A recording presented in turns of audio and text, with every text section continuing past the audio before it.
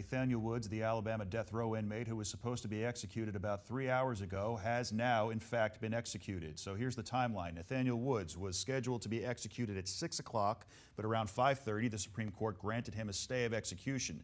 Just before 8 o'clock tonight, the Supreme Court announced they had denied the stay. Now, the background is Woods is convicted for killing 3 Birmingham police officers back in 2004. His co-defendant, Kerry, tried to take full responsibility for the murder, saying Woods is innocent and doesn't deserve to die. 17, 2004.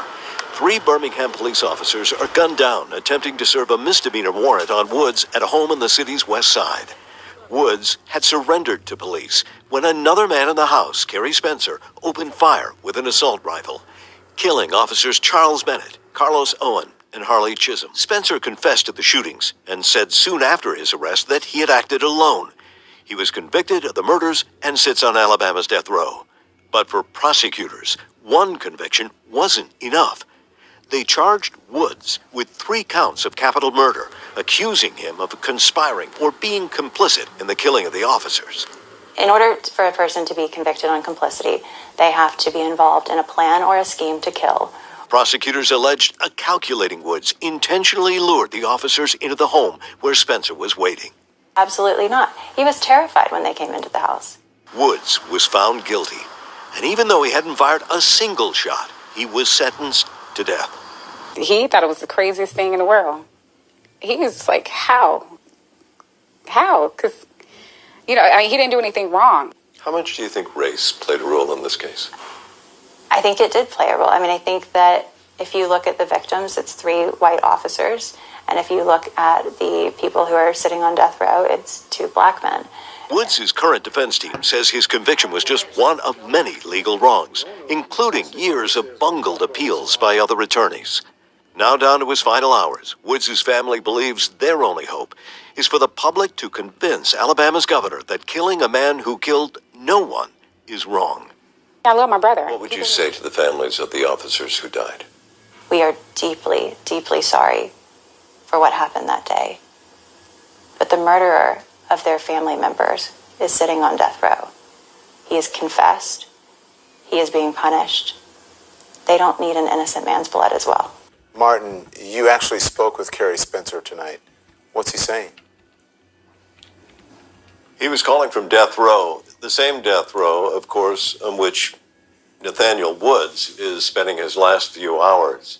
It's hard to imagine the man who has confessed to killing 3 police officers would have a guilty conscience, but it appears he does. But in this case, it's guilt over what he believes is wrong, that Nathaniel Woods in no way had anything to do with the deaths of those officers. Here's some of our conversation.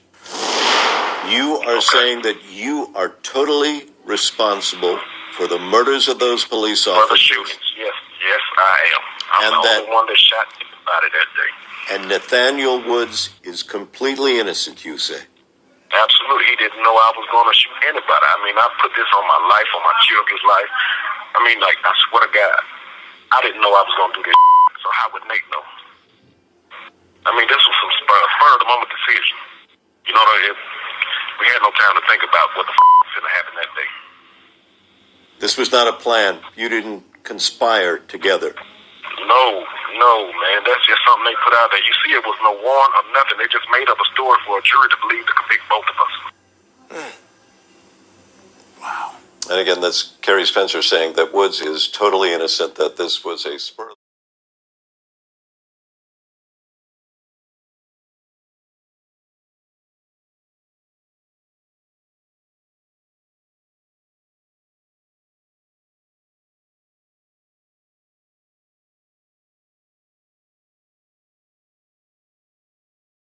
Kay Ivey lived that contradiction once again. At 9:01 p.m., she took the life of Nathaniel Woods, who was not convicted of killing anyone. But because a jury found that he was present when Kerry Spencer murdered 3 police officers, Nathaniel Woods was sentenced to death, even though 2 of his 12 jurors did not vote for the death penalty. Alabama is the only state where a jury can deliver a death penalty without a unanimous verdict.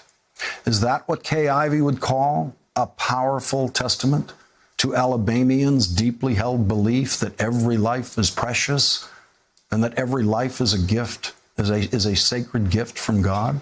Governor Ivey issued a statement last night saying, "I concluded that the state of Alabama should carry out Mr. Woods' lawfully imposed sentence this evening." That written statement did not say every life is precious. That written statement did not say every life is a sacred gift from God. Governor Ivey has said in the past that she doesn't like this part of her job. She has said that she did not, quote, relish the responsibility that I hold.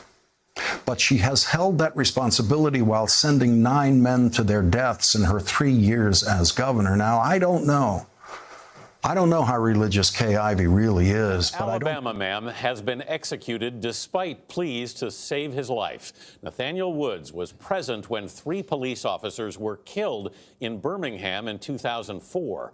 But it was another man who pulled the trigger. That man, Kerry Spencer, is also on death row, but he's yet to be executed for the crime. Outside Woods' prison before the execution, his sister held up a page from his trial transcript. She says it shows he was surrendering when the shots rang out. Relatives of officers Harley Chisholm, Carlos Owen, and Charles Bennett watched Woods die. Woods died just after 9 o'clock last night without offering any last words. Yeah, how are you put to death? I don't understand the story when it says another man admitted to pulling. There's so many questions here. It doesn't make any sense to me. And that's why so many people were objecting. Yeah, it's very upsetting.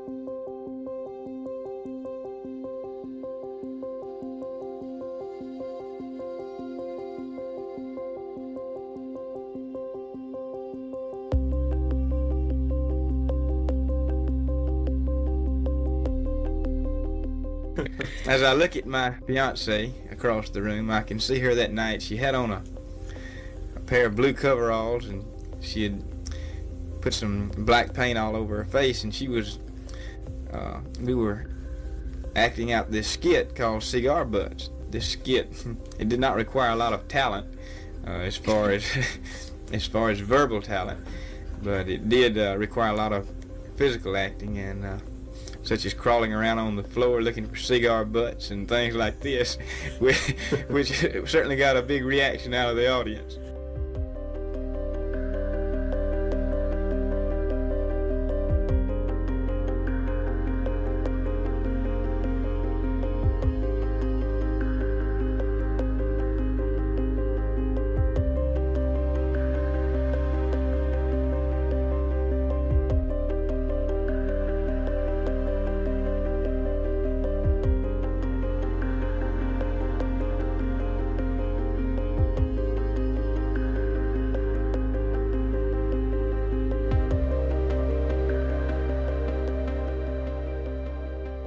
I offer my heartfelt apologies for my participation in something from 52 years ago, 52 years ago, 52 years ago,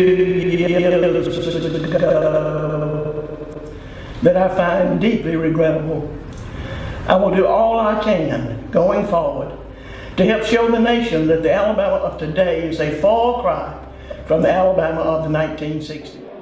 Governor, can you speak to the coronavirus and how that might affect the census takers and the people being asked to open their doors? Every individual in Alabama. I'm the sister of Nathaniel Woods. Excuse me, we're still doing the press tag. You killed my brother. Governor Ivey, you killed my brother. He's an innocent man. I'm so sorry. You guys can email me. Thank you. He's an innocent man and you killed him. Governor Ivey.